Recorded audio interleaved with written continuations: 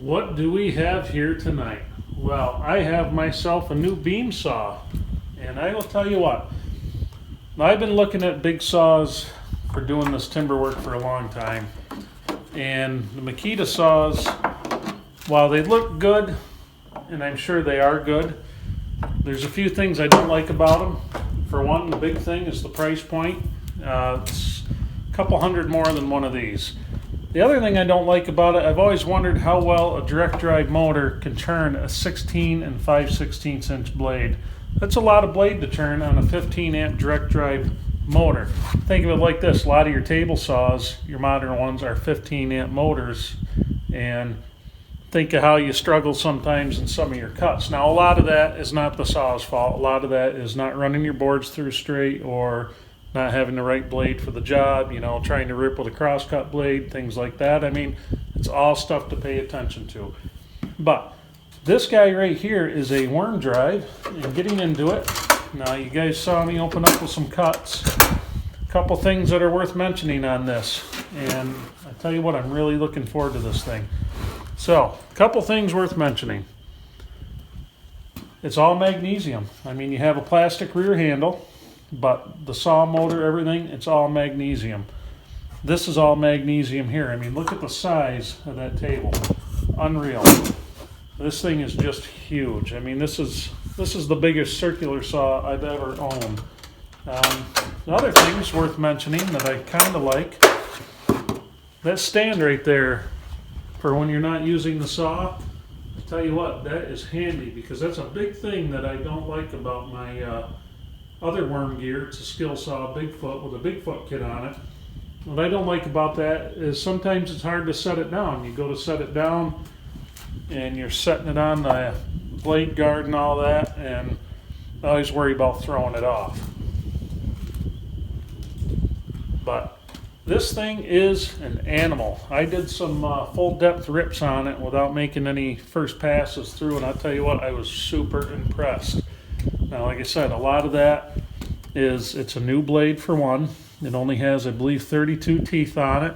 So it's a good ripping. It's a general purpose blade, but it does a really good job of ripping. And what that allows me to do using something like this, now I have a lot of scrap here for brace stock, and normally pieces that big I would have to put them on the sawmill. And as I've said in previous videos, it is kind of hard. It's kind of hard to mill up small stuff on the sawmill because it's hard to dog it down and not get it to move when the saw's passing through it, even with a good sharp blade.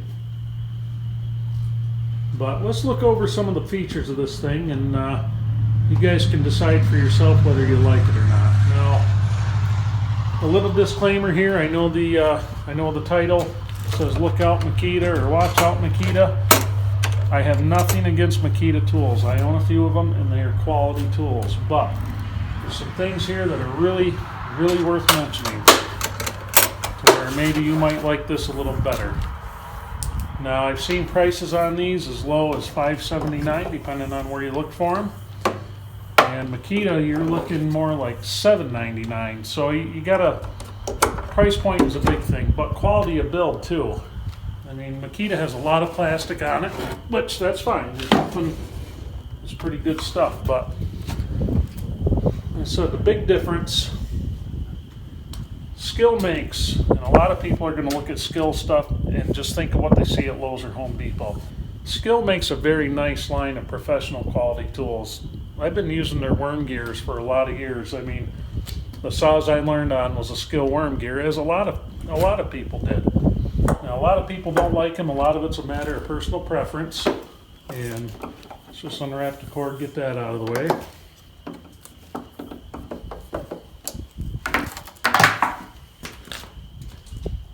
So, when you have a direct drive 15 amp motor on something this big or anything, direct drive motor is going to take, the stator and all that's going to take all the brunt of everything.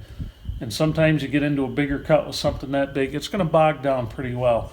Now, this bogs a little bit depending on how hard you push it, but any saw is going to do that. You can't sit there and Hercules it. You got to let the saw do the work itself. What I really like about a worm gear and what I really like about the Skil worm gears, everything is serviceable. It takes gear oil. You have a plug right there. You can check it. and you should check it a few times a year. We've got a nice, this stops the blade, so I can demonstrate it here. You're gonna find the happy spot. Push that in, and it stops the blade so that you can change the blade out easily. A couple other things worth mentioning is the ergonomics of a worm gear. It is really nice. Let me get around here.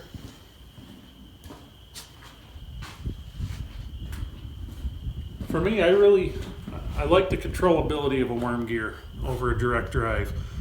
You get your hands back there and you can steer the saw. Now this thing is so big, once you're committed to a line, it's going to want to take that line. You're not going to, like a smaller saw, you're not going to be able to shimmy it around in order to move it. Once you're committed, you're committed. So you either have to back it all the way out and kind of start over, or you have to go with it.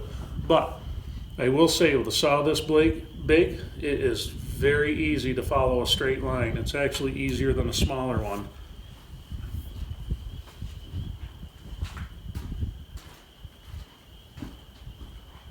Now the other thing we have on this saw that makes it kind of nice is we have a sawdust port right here. Now I was cutting that brace stock and this plugged up twice on me, but green wet sawdust is going to do that. There's still some in there, but you can hook a shot back up to this.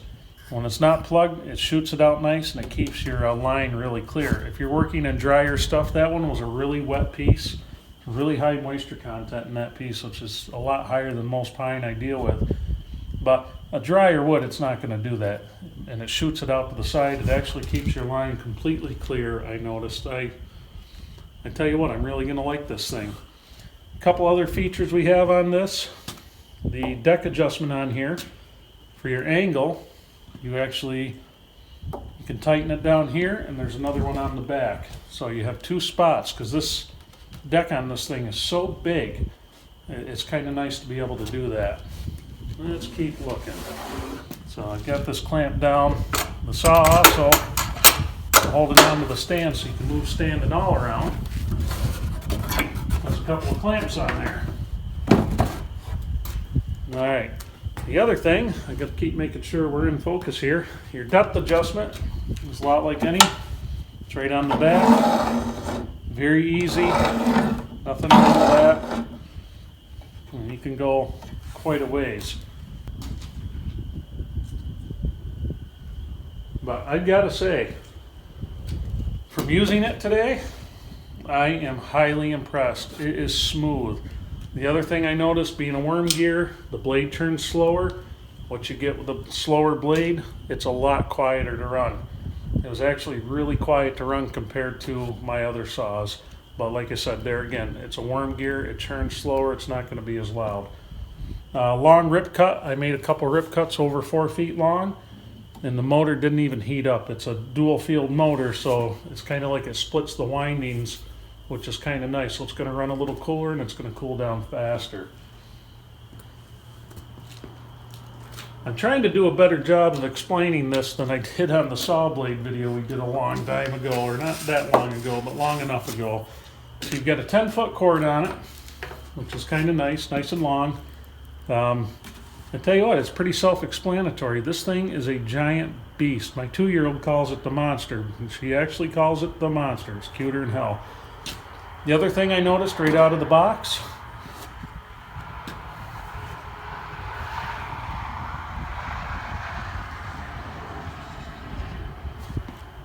a lot of times when you get a saw, you have to sit there and make a lot of adjustments to get everything nice and square. I mean, that's normal. And this one I could have just gotten lucky on it too, but right out of the box we cut perfectly square. The stops on it for your angles, perfect. I mean, right on the money. When you zero that out and you put it all the way, it's perfectly 90 degrees. This is the first time I've ever had a saw that's like that. A lot of times I have to fiddle with it and I can't just go right to the stops. That's a really nice feature to be able to do that. But if that is not the case and it gets out of whack on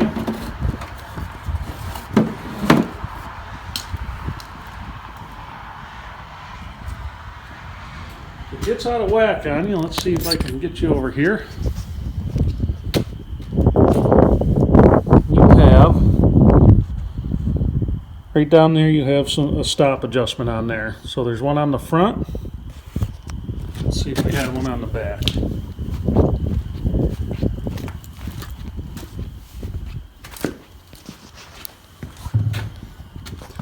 And I know it's not going to be easy to see it in there. Aha, there it is. Sorry for the camera work, but in the back there, I know you can't really, if I can get my finger right down in there, and I'm blocking the light, there's another adjustment. So that is really nice. Plus, you have notches on the back there, so you can get your 45-degree mark and your 0-degree mark. Kind of nice. You have another set up here, and then on the nose of it you have another set. That's awesome. And I will tell you what, I've had a lot of saws over the years, I bought them new, where the notches there don't line up with the line just right. I've noticed with this, if I center that notch on the line, that's exactly where that blade's cutting. I tell you what, I'm kind of stoked. Okay, let's do a little side-by-side comparison with the Bigfoot kit. Now, the Bigfoot kit was not manufactured by Skil. Skil actually has the Sawsquatch that they have. This would be the Super Sawsquatch, or Sasquatch, however you want to say it. They spell it S-A-W. But anyway, so this was a kit. Now, this kit is really expensive to buy and put on the saw. I bought this saw used for $350 and I kicked myself because I could buy one of these brand new, the Sasquatch 10 1/4 inch blade, can do a 3 7/8 inch cut. I could buy one of those brand new for $350, so I kicked myself for that. Now this has a cut of 3 7/8 inch. This guy right here has a cut of 6 1/4 inches. That is an amazingly deep cut. Well, I hope you enjoyed it. Let's adjust this a little bit. There we go, it's a little better. I hope you enjoyed it. I hope it didn't come across as an infomercial. I know sometimes that is how a lot of these types of videos do, but this thing is definitely a beast. It is freaking huge. It cuts superbly. And a lot of that, you know, brand new blade, all that, but it's very smooth. It's very easy to operate. And to be quite honest with you, just the build quality, I'm really impressed with it. But anyway, if you enjoyed this video or you have any input, please leave a comment below, hit the thumbs up, subscribe. Even if you hit the thumbs down, it still helps the video out. That's no problem there. But please, if you could, I get a lot of trolls when you do videos like this because there's always somebody who's gonna hate what you're doing. Keep it at least halfway polite, and I don't have to delete them. If there's a bunch of swearing and stuff like that, then they'll get deleted. But if you are new to the channel, we have about 200 videos out there on timber framing, some pretty in-depth stuff, how-tos, things like that. But we're going to be using this saw quite a bit. We still have a few more timbers to cut for this project, but then after that we're going to have another project that'll be gearing up not long after this one's done, and this thing will get extensive use. Like I said, it's definitely quality, folks, and I wouldn't say it if I didn't believe it. And no, I'm not being paid by Skil. They are not endorsing the channel. They are not sponsors. There's none of that. It's just, if I find something I really like, I like to put it out there because I know a lot of you who watch this channel, you're getting into doing some of this yourself. You're starting your own projects, and you know, $500-600 is a lot of money for any of us to spend on any type of tool. What I'm going to tell you, like on my 10x10 timbers, I could cut both sides of them with the Bigfoot kit with a 3 7/8 inch cut, and I still have like 2 1/4 inches down the middle I had to cut out by hand. If I'd had this during the course of doing the bigger timbers on this project, I could have saved myself probably, if you add it all up, probably a few days worth of cutting with a handsaw. I like a good handsaw, but when you're doing that much of it, it's really nice to be able to cut from both sides. I like the adjustments on it. I like it. I like it. It's a good fit for what I'm doing here. If you're doing your own timber framing projects, it may be a good fit for you. It'll also cut a 6x6 pressure treated post one cut, no problem. And what's nice when you're able to do one cut on something, you usually end up with a better cut. You don't get any of that, and I still do it. Doesn't matter how square the timber is. You're always going to know where you've cut it from a few sides. So very impressed. We did rip test. We did rip cuts with it today because rip cutting for any good length, that's a really good test of a saw to see how well it's going to do. Ripping is hard on anything. You try to rip on a chainsaw, it's hard on a chainsaw. You rip on anything, it's tough. And that's just because you're getting a real long cut time. You're working it more, so it's a really good way to test something out. As we progress with this, as we use it, I will definitely, as we find out more information, things like that, I will definitely share that. I need to learn more about the technical specs on it, things like that, but out of the box, able to cut, just beautiful. I didn't have to adjust anything on it, and I like that.